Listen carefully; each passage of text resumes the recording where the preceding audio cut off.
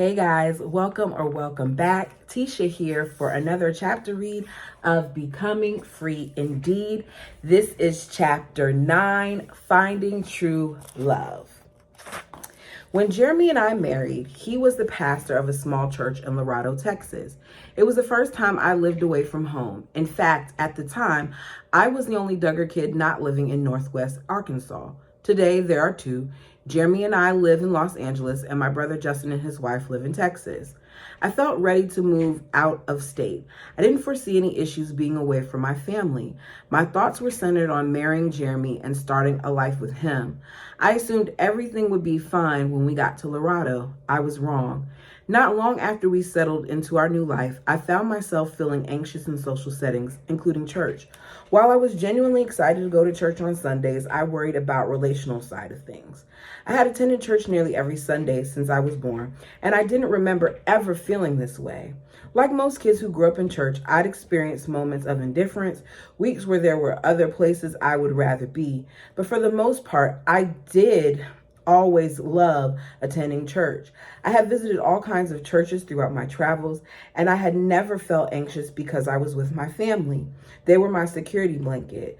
In Laredo, my family was hundreds of miles away, which I think it was good that she was away from them because I feel like she felt more secure in making certain choices that she ended up making later on.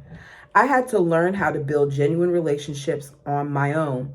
I quickly realized I had no idea how to do that, which led me to feel a stomach turning, palm sweating, mind racing kind of anxiety. So every friendship that she made prior, she had her siblings to rely on, whereas this time it was just herself and her husband. That would be a difference. I should have felt the opposite. I had a newfound love for the Bible. I understood the story it was telling. I was engaging it like I hadn't before. I was also excited to worship God through song on top of all that. I got to hear my brand new husband preach every week. I know I am biased, but Jeremy is a phenomenal preacher. He explains the Bible accurately with passion. I was grateful for the opportunity to listen to him do what he loves. His sermon was the most peaceful part of the service for me. I think he's still a pastor, I'm not sure.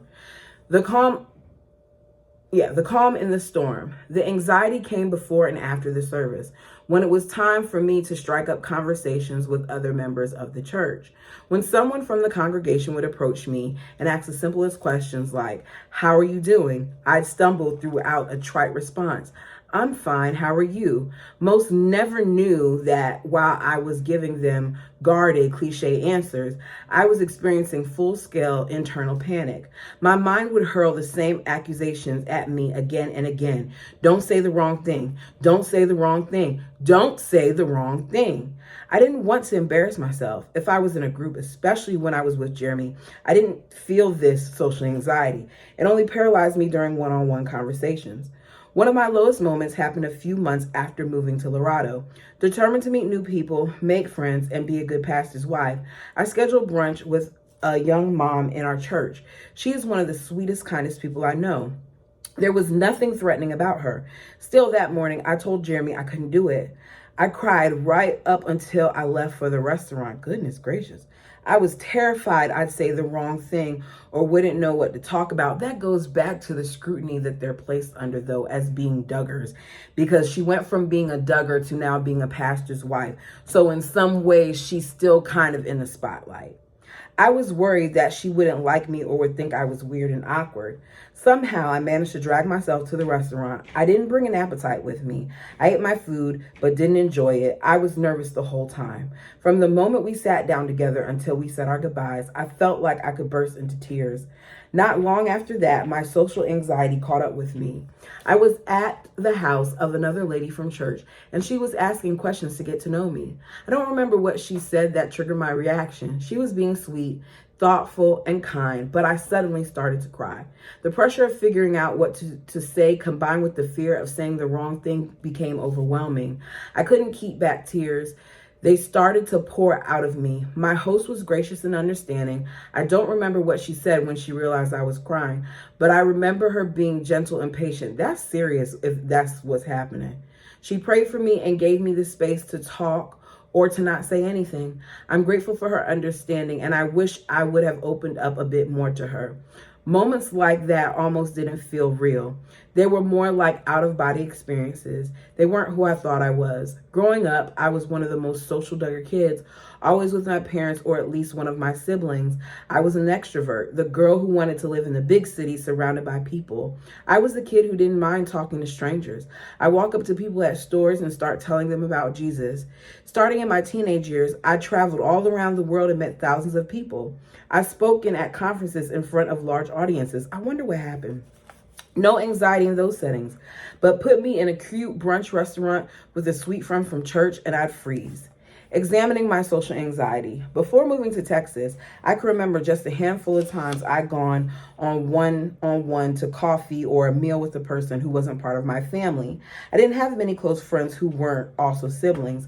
My sister Jessa was my best friend. Beyond her, I was and still am very close with all my sisters. I was rarely in isolated social settings. At least one sibling or parent was always with me.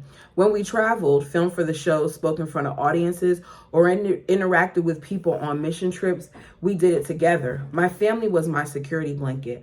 I was comfortable around them. I'm already liking this chapter more because she's giving us more of herself rather than the Gothar's teachings, and I appreciate this.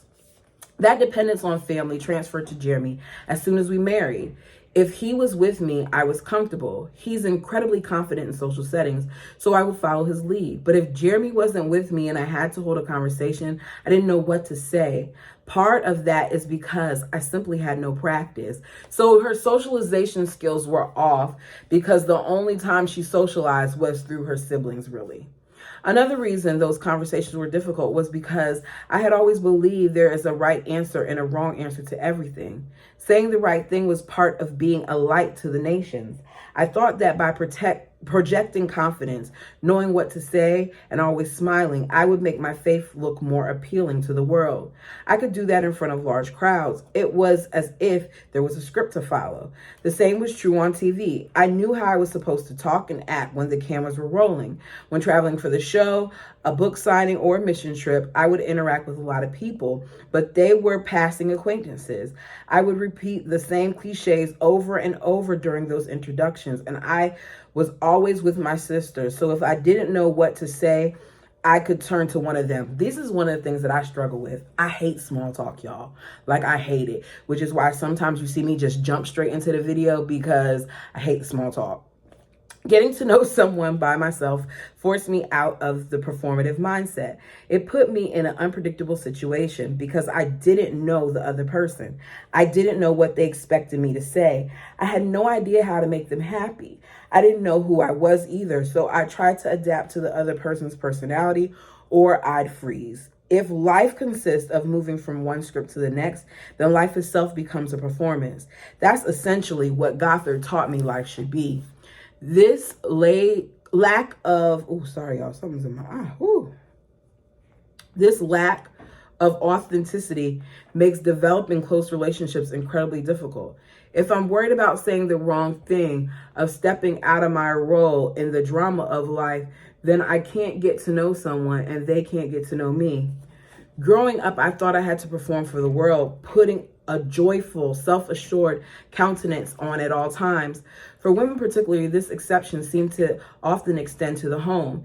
In many of the families who attended Gothar seminars, it was my impression that women would follow a specific script with their husbands. Oh no. They would think it was their job to be agreeable and encouraging. Many of the women I interacted with seemed to make a point to avoid any topic that might lead to conflict. I am the opposite. Not to say that I'm argumentative, because my man ain't having that. But I don't want to brush something under the rug. I want to talk about it, and we can do so in a way where we're not disrespecting each other. I don't think anything's wrong with a healthy dialogue. Why did Gothard teach women to always be agreeable?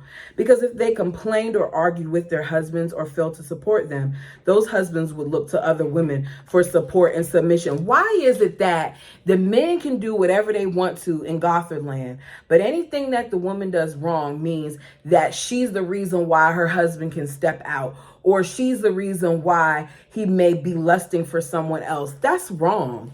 And the fact that these people followed this, it just shows how easily people can be manipulated. Here's a summary of a story from one of Gothard's seminars where he described this horrifying perspective. Y'all, I thought she was on the right track, but here we go back to Gothard. It explains so much of my actions during my first year of marriage. A woman came up to him and asked him why her husband left him. Gothard had no idea. He implied that the woman was very attractive. As they talked, Gothard figured out that this woman never encouraged her husband. She was sad and critical of him. She didn't have a grateful spirit. If she had a grateful spirit, Gothard told the audience she would still be married. Gothard filled this story with drama and intrigue. He told the wife that he was sure her husband was going to leave her for a woman at work because because that's where he was being complimented and experiencing female gratitude. What a crock of bleep, bleep, bleep, bleep, bleep, bleep, bleep, bleep. That is crazy. Sorry, y'all, for my high pitch. From Gothard's perspective, a man is owed that kind of regular gratitude. If a wife doesn't regularly compliment him and talk about how wonderful he is, he can't be expected to stick around. My goodness. Gothard made me believe that all men are like the one he described in this story. For that reason, I thought that when I married, I was going to have to constantly encourage my husband or he was going to leave me. When I was younger, I assumed that if my husband had an affair, it would be my fault. Gracious. Yes, he would have messed around. Yes, he would have messed up, but I would be to blame because I hadn't been the wife he needed to be happy and encouraged, because that was what I assumed about marriage. I was scared I wouldn't measure up. Someone said something similar to this in the comment section of the last video. This is ridiculous that this is what he taught. I wouldn't be the kind of encouraging, happy wife my husband needed. That first year of marriage to Jeremy, I may not have said I still had the perspective on perspective on marriage, but I acted like I was the one responsible for my husband's happiness and fidelity to me. For my entire life, I'd been taught that when I married, I needed to perform for my husband. Those instincts weren't going to disappear overnight. Even though I had intellectually disentangled the truth that I shouldn't support, love, and encourage him from the error of thinking it was my responsibility to keep him faithful. That first year in Laredo, I never expressed an opinion. Oh, wow. It didn't matter how trivial the topic. When Jeremy asked me what I wanted for dinner, I would say, whatever you want is fine with me. He'd get the same answer when he asked me what I want to do on a Saturday or how I wanted to spend the holiday. Even when he would ask me questions that he didn't really care about, like what color curtains do we put in the house, I would say, whatever you want is fine with me. Sometimes I acknowledged Jeremy before I even knew what he was talking about. More than once while Jeremy and I were on a walk or sightseeing during a trip, he'd see something he liked and he'd say, hey, Ginge, look at that. Before turning my head and looking at what had caught his attention, I would exclaim, wow. Oh, goodness. In the most upbeat, positive voice I could muster. I did that because I didn't think my opinion mattered. The fact that these women are taught that their opinions don't matter and their job is to satisfy their husbands and to take care of a household and to birth children and rear them, is so disappointing to me that they're subjected to this. What mattered was gauging Jeremy's excitement, goodness gracious, and matching it, even in small things. Y'all, I'm sorry I'm butchering this, but I'm not going to start over. But Jeremy wanted to hear my opinion, which is why he's asking you what you think. He gently encouraged me to speak my mind and let him know if I didn't agree with something and to not apologize for that. He didn't want me to perform or be fake. He wanted me to be myself. More than once he said, "Ginge, you're not a Stepford wife." The first time he said that, I asked, "What's a Stepford wife?" When he explained the concept, I realized he was saying that he didn't want me to be a parrot, someone who was only going to reflect his opinions. He wanted me to think for myself and figure out what my convictions were and what I liked and disliked. By living out Gothard's teachings, I had, without realizing it, become a version of a Stepford wife. I had conformed myself to the mold of what I thought women were supposed to be, which was agreeable, happy, and relentlessly encouraging. It's taken years for me to learn that it's okay to tell Jeremy, "I don't like green walls," or "I prefer he wears certain colognes and not others," or that it's okay for me to get upset and discouraged, to have bad days, to not always be bubbly and cheery when Jeremy comes home. That's real life. It's part of being human. I certainly want to grow in my joy and be as Christ-like as I can, but I don't want to suppress myself and all my emotions like Gothard taught me. No one should have to. And I'm sure some of that oppression, suppression, helped lead to some of her issues with her anxiety and things of that nature. Yet, his principles weren't the only barrier I had to overcome in learning to be my true self. Being on television also made this challenging for me. Other than a few times of sadness, such as my grandmother's funeral, the show was overwhelmingly positive. We were supposed to be happy as we did things like play games, go on trips, or talk about our relationships. The positive nature of the show affected my personal life. I was constantly worried that someone would recognize me and see me in a moment of weakness or discouragement. So I was always aware of my facial expressions in public, especially my smile. Everything about those kids' life was scripted for as long as they were on television. I don't think that whatever amount that they got for continuing the show, that Jill decided that her and her husband weren't going to continue on, I don't think it was worth it because it was continuing to keep them bound. Even if I wasn't being filmed, I assumed someone was watching me and wanted to see me as they saw me on the show. I'll never forget being at a restaurant in Laredo and finding glass in my meal. Instead of asking to see the manager or even asking for another meal, I acted like everything was fine. That is so dangerous. I smiled and said it was no big deal. That's a small example of an attitude I carry with me and struggle with to this day. Y'all, the other day, a group of friends and I went to, I think it's Longhorn Steakhouse, and I ordered some wings, and them wings was flying. My other friend did too. Hers looked great, but mine did not. It looked like they just took them straight out of the chopping board and fried them. They didn't try to pluck anything. And I politely called the waiter over and I said, "If you don't mind, can you please send this back to the kitchen?" He was like, "If you want, I can have them make another batch for you." And I was like, "No, thank you, sir. Just take it off the ticket." And I kept it moving. I don't normally send things back if I could just add some salt and pepper to it. But if my food isn't hot, or if there's glass in it, you don't have to worry about me eating anything from that restaurant to have glass in the food. That would have been a problem because that can cause intestinal issues. If, say, you just swallowed it and you didn't know. Oh, the thought of it. I assumed that I must be happy and see everything in a positive light, even if there was glass in my food. I also remember that whenever Jeremy and I played tennis or darts during that first year of marriage, I spent the whole game encouraging him and telling him he was doing amazing. I'm just picturing this. "You're doing great, honey. You're doing great. Aim for the bullseye, hun. You can do it." No, be competitive and beat him. I'd say over and over he was better than me, even if I had just won the game. No, I'm going to rub it in your face. I'm going to rub it in your face. When I responded this way, I was reinforcing the belief that my life was a performance. Fortunately, Jeremy didn't want me to respond like that. He wanted me to be happy that I won. He would say, "Ginge, I did horrible. You just beat me. It's okay to tell me that." Along with my inexperience making friends and the performance mindset I took with me to church and home, I also struggle with one-on-one conversations because of the Gothard-inspired bubble in which I grew up. It had shielded me from anyone with different thoughts or opinions from my own, including Christians who didn't follow Gothard's principles. If I had to steer clear of other Christians, you can imagine the little I interacted with people who didn't believe in God or follow the Bible. I thought they could taint me spiritually and corrupt my mind. Too much friendship with the world could cause me to walk away from the Christian faith.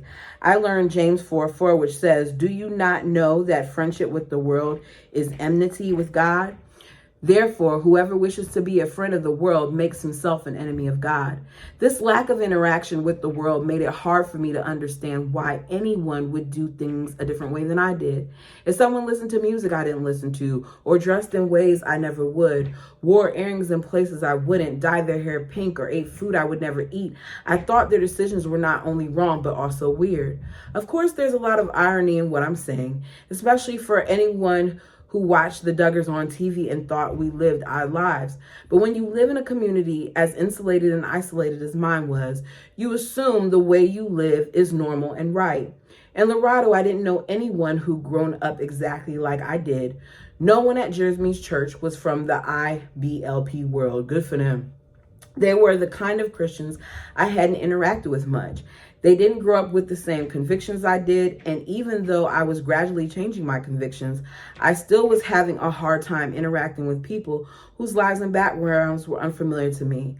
My first year of marriage was the first time I formed friendship with people I wasn't related to, people who were not like me in many ways. And because I had little experience with people like that, I experienced a lot of anxiety talking to the sweet, kind, Christ-like people I met in Jeremy's church. Learning how to love others. In Laredo, I didn't understand how to love others the way God loved me. I had no clue how to obey the second part of the Great Commandment, which is to love your neighbor as yourself, Matthew 22:35-40. Part of my education in reading the Bible the right way was learning to ask questions of the text. Y'all, sorry for all the commotion, but my neighbors are being loud, and I'm gonna keep reading. The obvious questions for these verses are, how do I love God and others? And what does that look like? Thankfully, the answers are found all over the Bible. I think the simplest definition of love is found in 1 John 4:16. God is love, and whoever abides in love abides in God, and God abides in him. God doesn't only express love, he is love. It's who he is. So when God acts, we see love on display. And what is God's greatest expression of love? I found that answer in the Bible, most famous verse, John 3:16. God's son is, of course, Jesus Christ. I thought she was about to say for God so loved, my bad. He is truly God and truly man. When I was younger, I never thought about what Jesus was doing before he came to earth. He was with the Father in heaven, ruling over all creation, enjoying the constant praise and adoration of the angels. He gave that up to come to earth and become a man, and not just a man, but a helpless baby. He lived in a small town in an outpost of the Roman Empire, far from any influence of power. For 30 years, he lived in obscurity. For 3.5 years, he preached the gospel and ministered to the sick and poor. At the end of his ministry, he was arrested, charged with blasphemy, mocked, spit on, nailed to a cross, and crucified.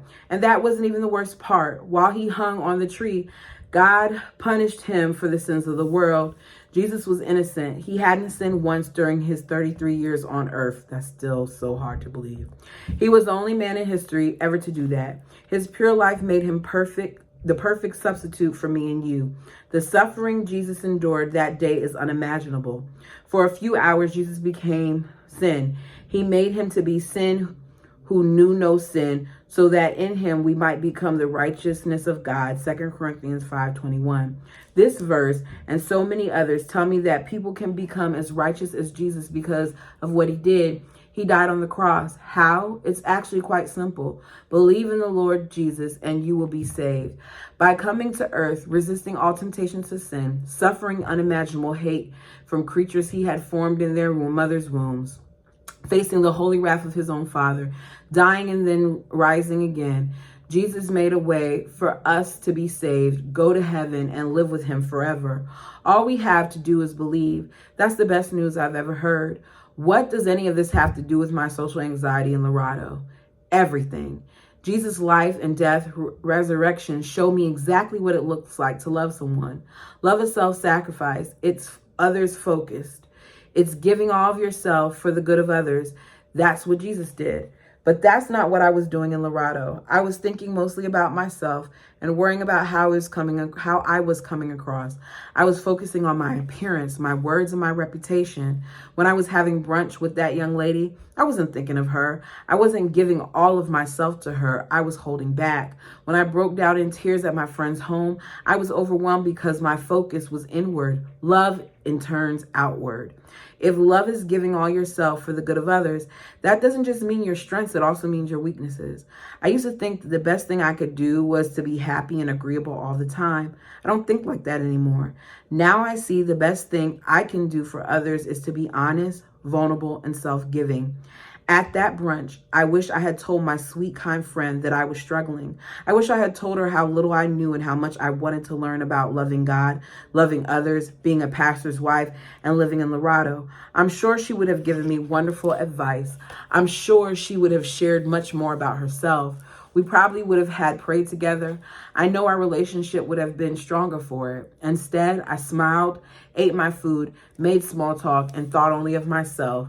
I did not love her the way Jesus loves me. He gave all of himself for me. I could have given part of myself for my friend. I think she's sometimes a little hard on herself for the way that her body responds to things. After all, this is over 20 years of you having to go through that. Son, if you want to come out, do whatever you want to do. Just don't make a whole bunch of noise. Jeremy and I left Laredo for California a few years later, and I'll never forget what a longtime member of the church said to me on our last Sunday.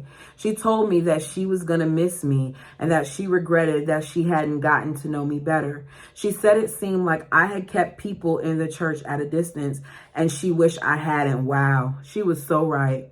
While I'm grateful that by the time we left, I had made some friends, dear people I miss to this day, I wish I had opened up more of my heart to them. I had not let a lot of cherished people into my life, and my life was poor because of it. I don't know if I'll ever be completely free from my social anxiety until I go to heaven. Those habits of performance are hard to break. Yeah, it's over 20-something years of it. The fear of saying the wrong thing and embarrassing myself or my family may always be a struggle. And I still have a lot of catching up to do when it comes to interacting with people who think differently than I do. But by God's grace, the social anxiety does not control me like it did that first year of marriage. I am now seeking to focus my relationship around love.